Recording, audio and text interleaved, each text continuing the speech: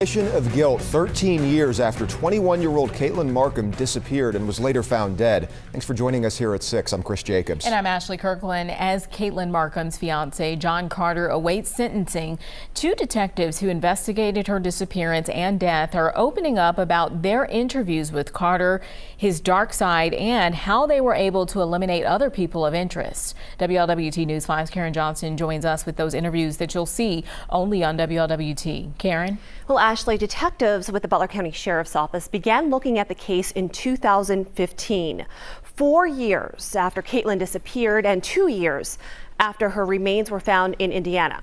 At the time, there wasn't much movement in Fairfield's investigation, so Caitlin's father, Dave, asked for a new set of eyes. Right from the get-go, we were confident that John Carter was responsible.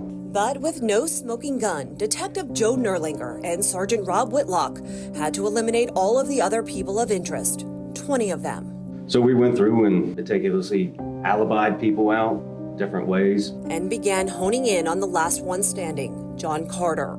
He's the one who initially reported Caitlin Markham missing on August 14th, 2011 in a 911 call. She was at her house. She was going to bed. She wasn't going out to do anything. This call, and you can hear it in his voice, this is a lie. Then when they questioned Carter, We brought up things evidentiary-wise, and I've never had a suspect point out to me that something is, what did he say it was? Circumstantial. It's very rare for someone that we interview to use that word. He's dark, and no one that interviewed him or talked to him prior could see that. He's dark, and that's what I said when he left. I said, that's the first psychopath I've ever interviewed. prosecutors and their investigators took over the case 5 years later and revealed Carter's dark side through poems they found in the home where Carter lived when Caitlin disappeared.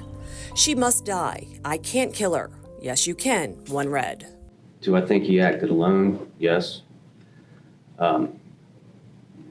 Do I think possibly one or two other people knew? Yes.